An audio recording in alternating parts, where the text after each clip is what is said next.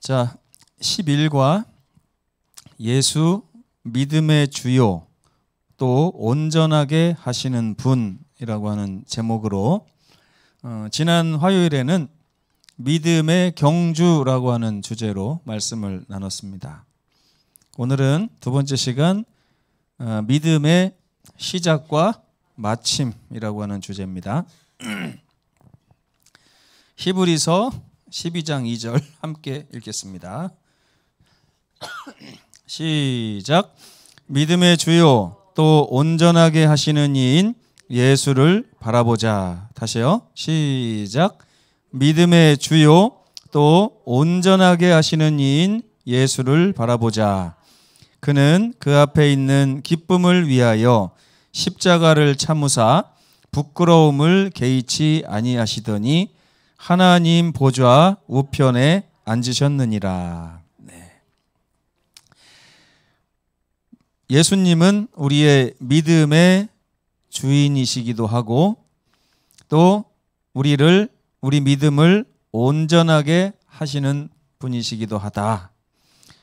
그분은 앞에 있는 기쁨을 위하여 지금 십자가 고난을 참으셨는데 어느 정도까지 참으셨냐면 부끄러움을 별로 신경 쓰지 않았대요. 네. 여러분 옆집에 가서 사정사정 하는 거 쉬워요? 어려워요? 어렵죠? 네. 학자금 뭐 대학 등록금 꾸려고 막 100만 원, 200만 원 막 이렇게 꾸러 다니는 거 어렵죠? 네. 그런데 그래도 해야 돼요? 안 해야 돼요?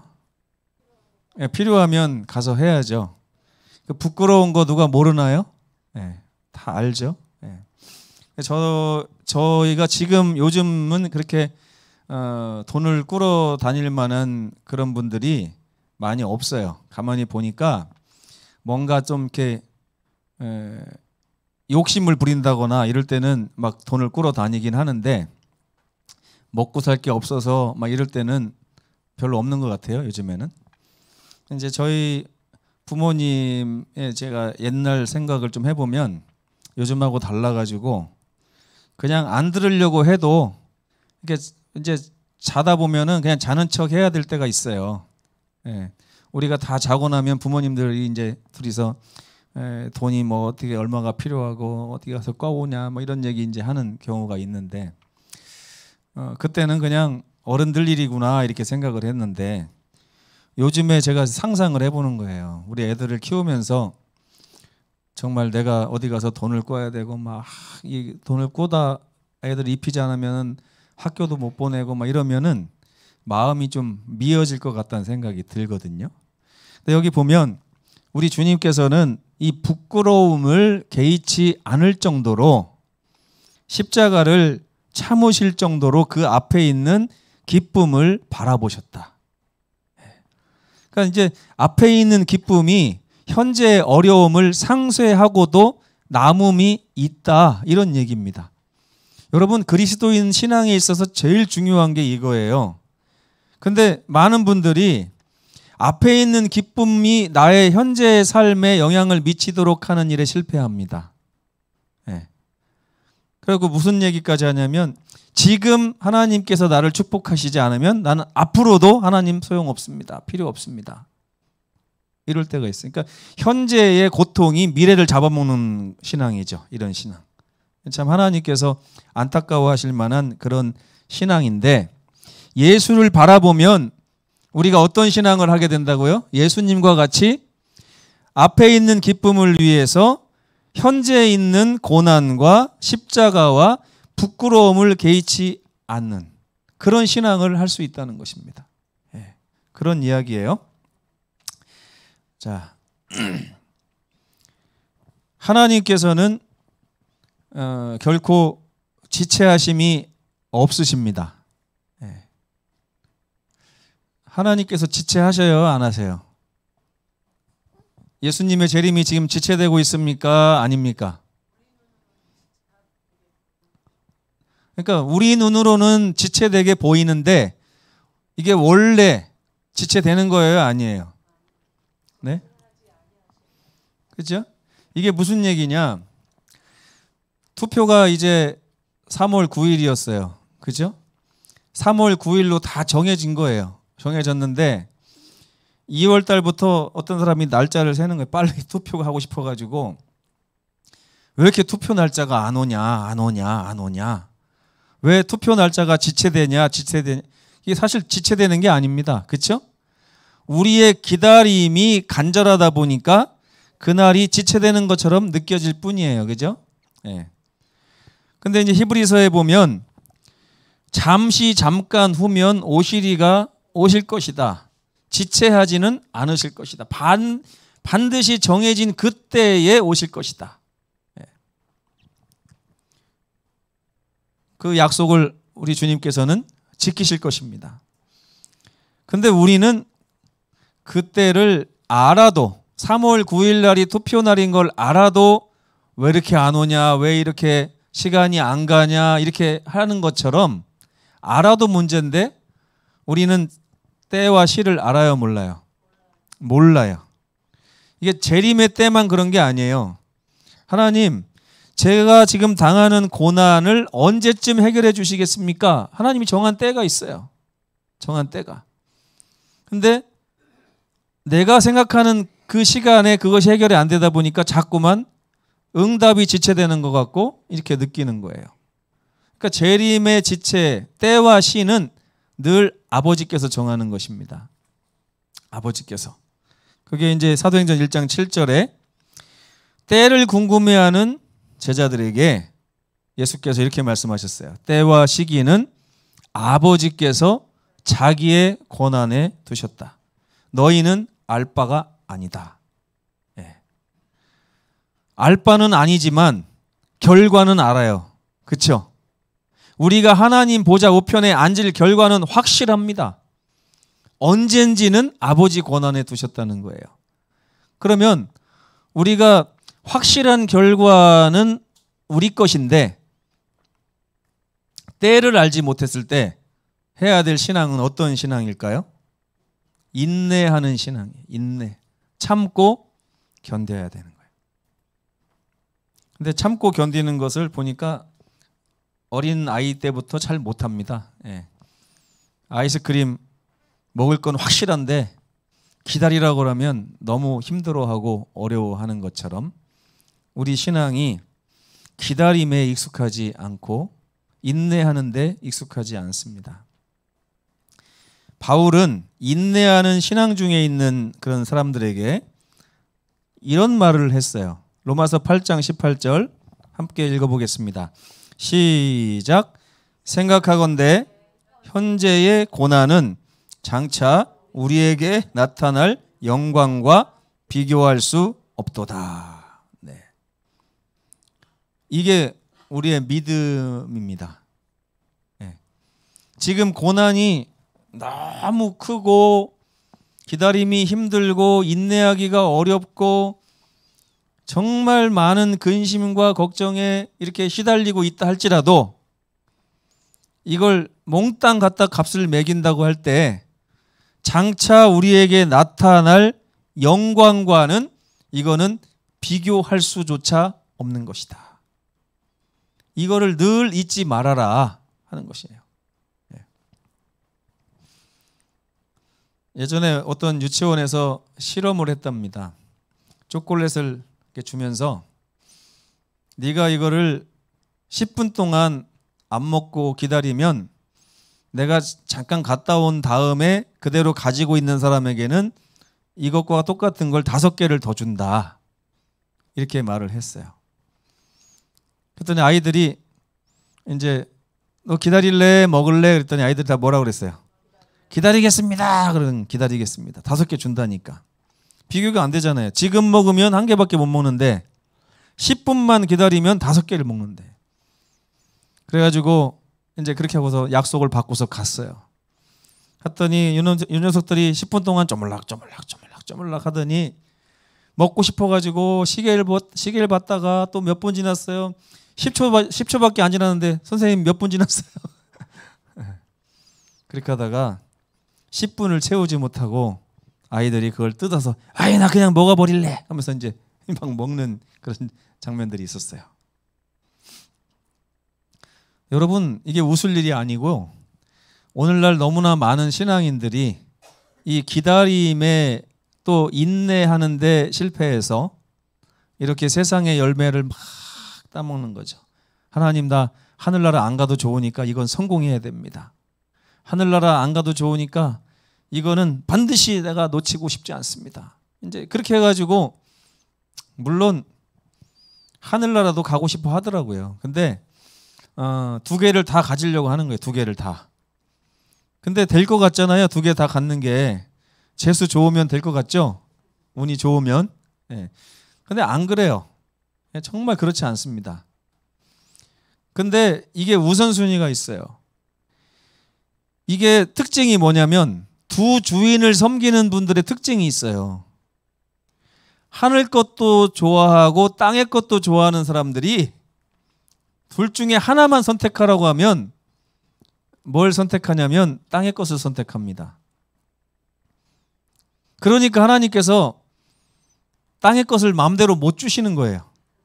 예. 근데 정말 하나님이 둘 중에 하나만 선택하라고 했을 때 하늘 것을 선택한 사람은 하나님께서 마음 놓고 세상 것도 주실 수 있습니다. 땅의 것도. 근데 이 우선순위가 바뀐 사람한테는 하나님이 축복하고 싶으셔도 축복을 마음대로 주실 수가 없어요. 여러분, 이거 기억하셔야 돼요. 근데 사람들이 그걸 못 믿어요. 못 믿고, 왜 못 믿냐? 자기가 갖기를 원하는 게 있는데 하나님이 그걸 꼭 안 주실 것처럼 느껴지는 거죠. 근데 실제로 하나님이 그거를 안 주실 것들이 많이 있습니다. 예. 우리가 신앙을 오래 하다 보면 이거는 하나님이 나한테 주실 게 아닌 것 같다. 다 알아요. 말씀을 이렇게 연구하고 성령의 음성을 듣는 분들은 이것이 나에게 해가 되기 때문에 하나님이 허락하지 않으실 거를 알아요. 그럼 알면은 물러나야 되는데 물러납니까? 안 물러납니까? 안 물러나요. 하나님하고 이제 때를 씁니다. 하나님 이거 안 주시면 저 하나님도 안 믿어요. 제가 어렸을 때 많이 그랬어요. 엄마 이거 안 사주면 나 집 나갈 거야. 네. 제가 고등학교 1학년 때 자퇴를 하려고 이렇게 하니까 엄마 아버지가 다 반대를 하셨어요. 근데 제가 결국에는 이거 안 들어주면 나는 혼자 나가서 살겠다. 이렇게 해가지고 그냥 자퇴를 했어요. 생각해보니까 말씀 준비하면서 생각해보니까 이게 딱 그게 그거더라고요. 보니까 제가 원하는 거 안 해주면 아버지도 필요 없어요. 제가 세상에서 받고 싶은 이 복을 하나님이 허락하지 않으시면 하나님은 그 다음입니다. 이제 이렇게 바뀌는 거거든요. 이게. 그래서 그리스도인의 신앙은 하늘 것에 기초를 둬야만 온전해질 수 있습니다. 장래에 하나님이 약속하신 것에 내 삶이 초점이 맞춰져야만 내 현재의 문제들도 해결될 수가 있고 하나님 보시기에 마음대로 축복도 하실 수 있습니다. 이거 여러분 못 들은 척 하시면 안 돼요. 내 삶이 왜 그렇게 자꾸 안 좋은 쪽으로만 가지 이렇게 하시는 분이 있는데 그 하나님이 저주해서 그런 게 아니에요. 하나님이 축복을 주시고 싶어도 축복 받을 자리에 서 있지 않기 때문에 그런 것입니다. 그래서 하박국 선지자는 의인은 믿음으로 살리라 이런 말을 했어요. 의인이 믿음으로 산다는 얘기가 무슨 뜻입니까? 믿음은 아직 현실이 아니에요. 장래에 있는 것을 믿음으로 현재 내가 사는 거예요. 이게 바로 의인은 믿음으로 산다는 뜻입니다. 그래서 장래에 하나님께서 약속하신 것, 현재 하나님이 약속하셨지만 아직 내가 받지 못한 것을 바라보고 받은 줄로 믿고 하나님께 의지하여 나의 삶을 하나님께 가져간 사람에게 삶이 찾아오는 것입니다. 그래서 믿음은 초점이 어디에 있느냐. 이게 참 쉽고 간단한 말인데 저도 나름대로 제가 좀 지혜로운 사람이라고 생각하고 이제껏 살았는데 제 인생을 되돌아보니까 이 간단한 거 하나에서 실패를 많이 했더라고요. 이거 간단한 거. 왜? 저는 현재의 삶에 제 모든 것이 다 집중되어 있었어요.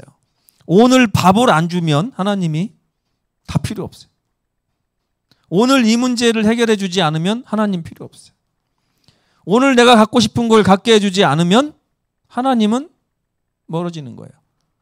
근데 성경은 믿음이 그런 거라고 얘기하지 않습니다. 히브리서 11장 1절에 보면 믿음은 바라는 것이 실상이 되는 것이지 실상이 바라는 것이 되는 게 아니라는 거예요. 그래서 우리의 신앙의 초점이 늘 미래에 하나님이 약속하신 것에 초점을 맞추고 그 미래가 현재의 나의 삶을 행복하게 만드는 이것이 진짜 신앙이다. 네. 그래서 히브리서에 보면 이 사람들은 다 약속을 받지 못한 상태에서 죽었다 그랬어요. 그렇죠? 약속을 받고 죽은 사람이 있어요, 없어요? 다 바라보다가 죽었다 그랬어요. 바라보다가. 자, 그러면 여러분 어떻게 평가하실 거예요? 아이고, 내가 저럴 줄 알았어. 평생 허황된 것만 쫓더니 결국 받았다 못 받았다? 못 받고 죽었네. 여러분 어떻게 동의하세요? 응? 근데 여러분 아브라함이 그렇다고 해서 불행하게 살았습니까? 야곱이 불행하게 살았어요? 아니에요. 그들의 삶은 이 세상 사람들의 눈에 볼 때는 불행했을 수도 있습니다. 그런데 그들은 늘 미래에 하나님이 약속하신 것을 바라보며 살았기 때문에 바라보며 사는 사람들은 행복할 수밖에 없습니다. 그 자린고비 얘기 아시죠? 자린고비가 밥을 맛있게 먹었을까요? 맛없게 먹었을까요? 네? 맨밥에 이게 굴비 한번 쳐다보고 맨밥에 굴비 한번 쳐다봤을 때 그 자린고비는 맨밥을 먹었을까요? 아니면은 굴비 반찬하고 밥을 먹었을까요? 실제로는 먹은 게 없어요. 근데 그 사람은 먹을 때마다 어때요? 굴비 맛 좋다 이러면서 먹었을 거란 말이에요. 이게 사람이 영적인 존재라 그렇습니다. 사람은 미래의 것을 얼마든지 가져다가 내 삶에서 나의 현재를 행복하게 만들 수 있는 게 사람이에요. 하나님께서 우리를 영적인 존재로 그렇게 창조하신 것입니다. 우리가 화요일 날 아브라함과 모세와 라합의 믿음을 좀 살펴봤습니다. 정리를 하자면 아브라함은 어떤 믿음이었냐면 하나님을 신뢰하는 믿음을 가지고 있었어요. 그는 자기 자신의 지혜보다는 누구의 지혜를 더 신뢰하기로 결정했습니까? 하나님의 지혜를 선택해서 살기로 결정을 했어요. 떠나라고 하면 떠나는 거예요. 어떻게 떠나지? 제가 이제 옛날에 궁금했어요. 어떻게 떠나지? 갑자기 떠나라고 그러면 갑자기 서귀포에서 이제 임기가 끝났다고 갑자기 연합회에서 아프리카 콩고로 가라. 그러면 당장 우리 이제 김은영 뭐라고 할까요? 거기 못 가. 애들 교육은 어떻게 하고, 애들도 뭐라고 할까요? 아빠 가서 아프리카 사람하고 나 말도 모르는데 어떻게 살아? 우리가 가서 뭐 살 돈이 어디가 있어? 어떻게 할 거야? 지금 이 짐은 어떻게 할 거야? 부모님은 어떻게 모실 거야? 뭐 별 얘기 다 나올 거 아니에요? 그럼 인간의 생각으로 하면은 결론이 어떻게 납니까? 내 지혜대로 하면 못 가요. 못 가는데 아브라함은 어떻게 해서 떠난 것입니까? 지금 내 생각으로는 못 가는데 하나님께서 이걸 말씀하셨으면 나보다 하나님이 더 지혜가 있으신데 나보다 더 많은 지혜를 가지고 계신 분이 지금 여기 있는 것보다 가는 게 좋다고 말씀하시면 어떻게 한다는 얘기예요? 나는 가겠다. 이게 아브라함의 믿음이에요. 이게.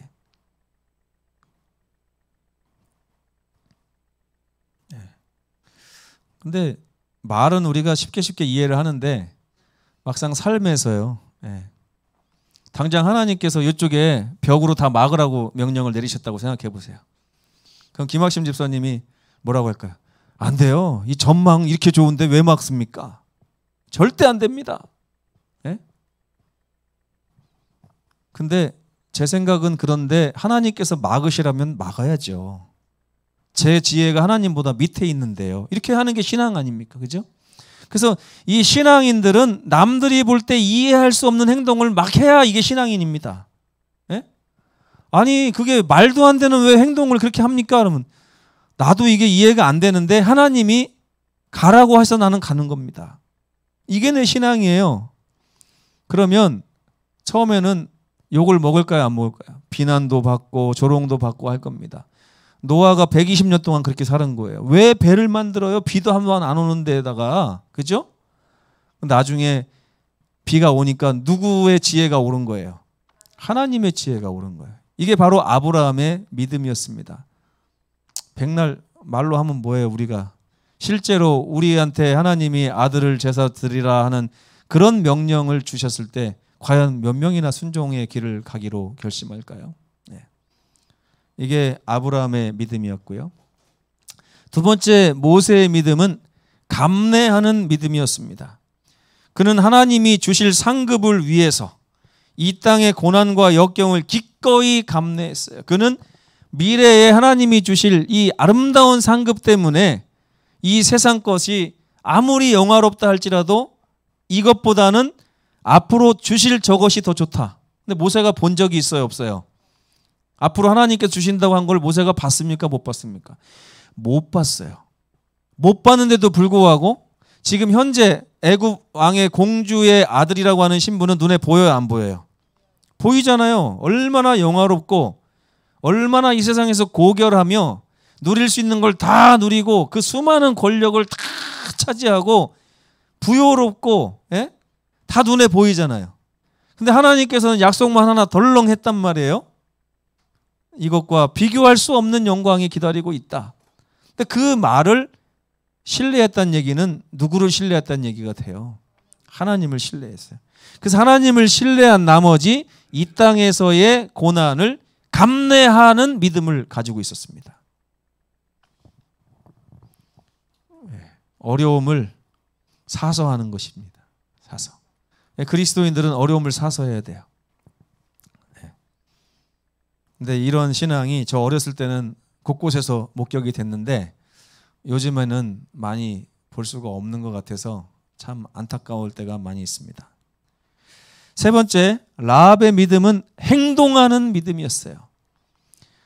라합은 이스라엘 백성들이 하는 이 하나님을 모시는 섬기는 그런 신앙에 대해서 많이 알아요? 몰라요? 들은 게 다예요. 들은 게 다. 얼마나 들었을까요? 아주 요만큼. 아주 요만큼. 라합이 뭐 홍해가 갈라지는 걸 봤어요? 아니면은 뭐 열재앙을 내리는 걸 봤습니까? 뭐 반석에 나오는 물을 보기를 했어요? 아니면 만나를 보기를 했습니까? 그냥 들은 거예요. 아주 작은 걸 가지고 들었을 때 성령께서 그 마음을 두드리셨고 그 마음에 성령의 음성이 들리자마자 라합은 바로 행동에 옮겼습니다. 행동하는 믿음이었어요. 오늘날 너무나 많은 사람들이 아그리빠 왕처럼 행동을 머뭇거리는 그런 신앙을 합니다.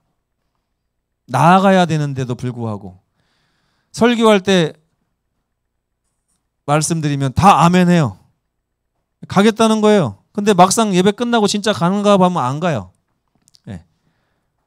행동하는 이 라합의 믿음이 필요하다 이것입니다. 네. 만약에 그때 라합이 행동하지 않았다면 어떻게 됐을까요? 라합에게 시간이 얼마 정도 있었어요? 얼마 없었어요. 기껏해야 한 달이나 한 달 반 그 정도 있었을 겁니다. 그 한 달이나 한 달 반 사이에 라합은 결정했어야 되는데 사실은 그 시간이 중요한 게 아니라 그 전에 정탐꾼이 왔을 때 이미 결론을 내고 이렇게 반역을 하기로 결심을 한 거예요. 행동하는 믿음. 이러한 사람들의 이야기가 히브리서 11장에 이제 기록이 돼 있는데 왜 우리 주님을 믿음의 주라고 하고 왜 우리 주님을 믿음을 온전케 하시는 주님이라고 하는지 그 이야기를 오늘 좀 해보겠습니다. 믿음의 주라고 하는 말이 영어로는 저자라고 이렇게 번역이 되어 있습니다. 저자. 창시자. 교과에는 창시자라고 나오죠. 제가 좀 쉬운 말로 하면 생산자. 믿음을 우리 모든 인간들이 가지고 있는 믿음을 누가 시작하고 누가 만들었다는 겁니까? 예수님이 만드셨다는 거예요. 왜? 어떻게?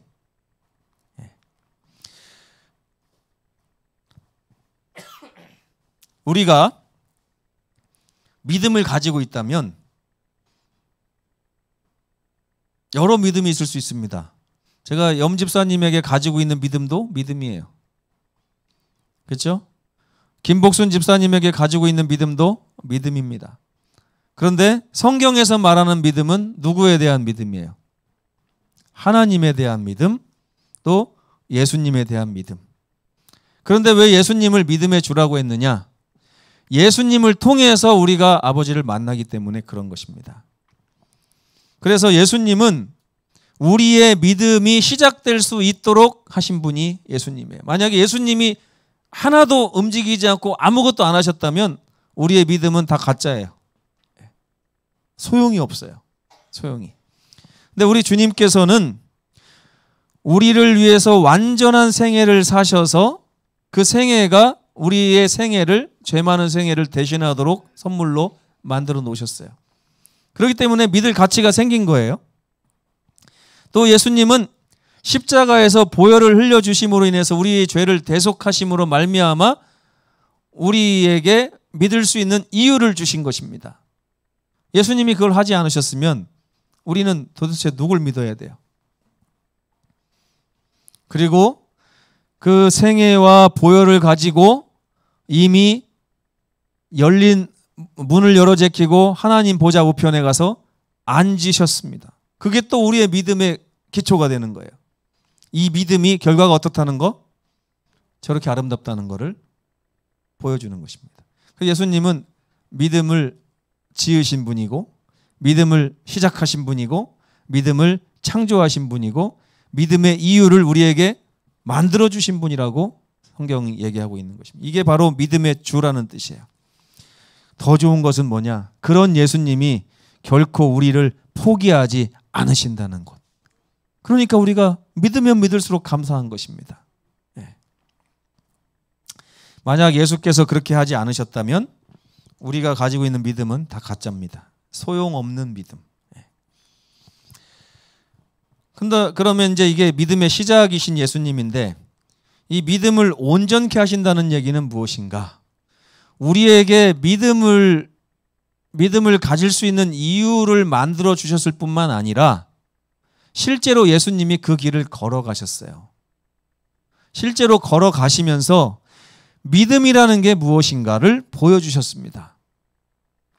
여러분, 우리가 예수님을 믿으면 믿음의 삶을 살아야 되는데 예수님이 보여주시지 않으면 그 길이 어떤 삶인지를 우리가 알 수가 없어요.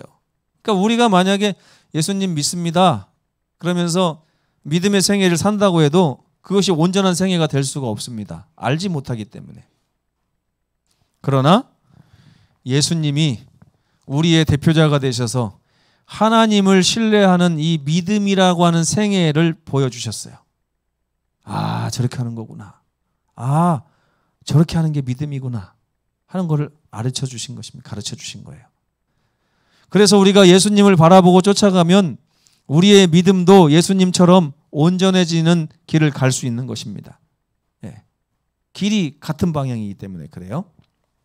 그래서 예수님은 우리가 이 믿음의 경주를 어떻게 해야 하는지를 온전히 그분의 생애를 통해서 보여주셨어요. 그분의 생애를 한번, 그분의 믿음을 묵상해 보면 첫째, 그분은 모든 특권을 내려놓으셨습니다. 이게 믿음이에요. 그분은 우리를 위해 모든 것을 버리셨어요. 이게 믿음이에요. 왜? 하나님을 믿었고 하나님을 신뢰하시기 때문에 하나님은 모든 특권을 내려놓고 이렇게 오신 것입니다.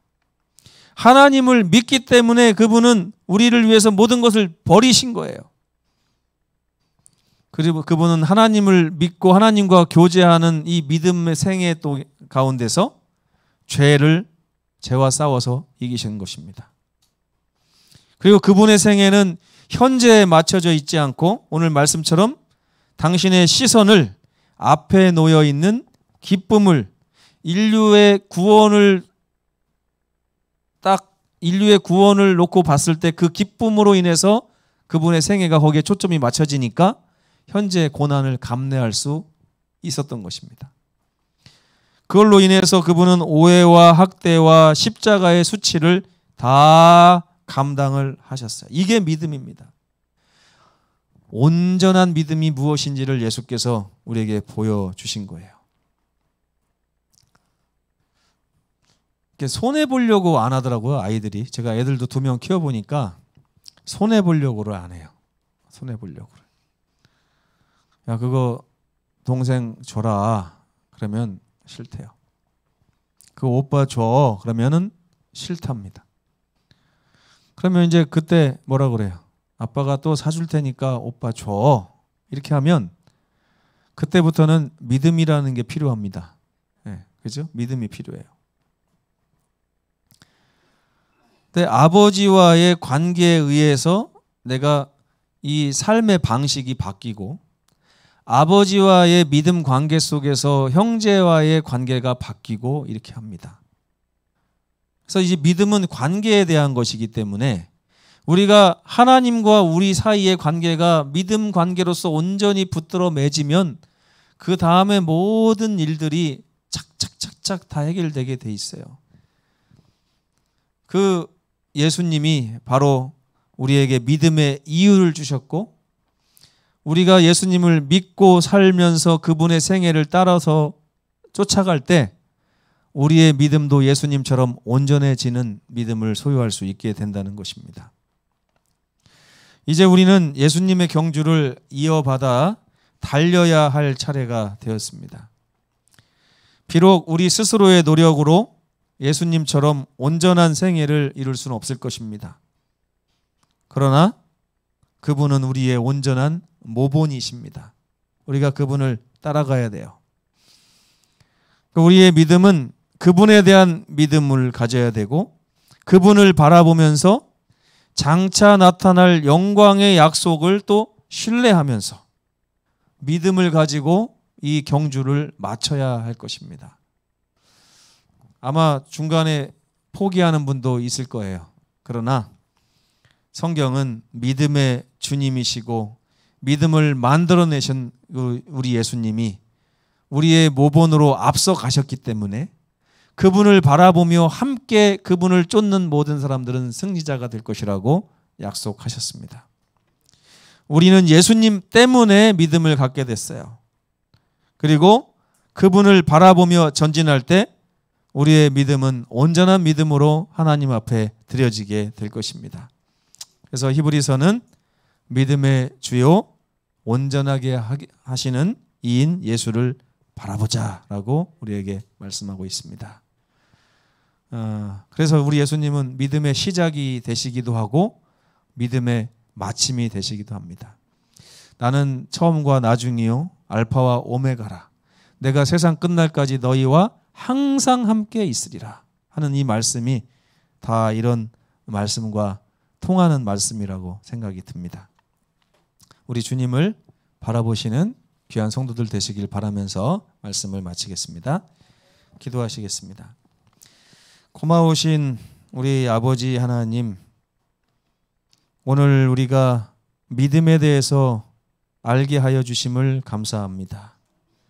하나님께서 정한 때가 있고 그 정한 때에 하나님께서는 반드시 그 일을 이루신다고 성경은 누누이 약속하고 있습니다. 그러나 우리의 시각에서 그것이 지체될 때마다 우리 믿음이 시험을 받고 흔들리고 그럽니다. 그러나 신실하신 하나님을 신뢰하고 때와 시기에 초점을 맞출 것이 아니라 믿음의 주요 온전케 하시는 예수님을 날마다 바라보며 생애할 수 있도록 은혜 더하여 주시옵소서. 주님께서는 우리가 믿을 이유를 만들어 주셨고 또한 우리가 믿을 때에 먼저 그 길을 가심으로 어떻게 우리가 그 길을 갈 것인지를 또한 몸소 보여주셨습니다. 이렇게 믿음의 시작과 마침이 되시는 우리 주님이 늘 우리 생애의 중심에 계실 수 있도록 아버지 함께하여 주시옵소서. 주님의 은혜가 이 저녁도 함께 하시고 우리 모든 성도들을 지켜주시고 보호하여 주시옵기를 예수님의 이름으로 간절히 기도합니다. 아멘.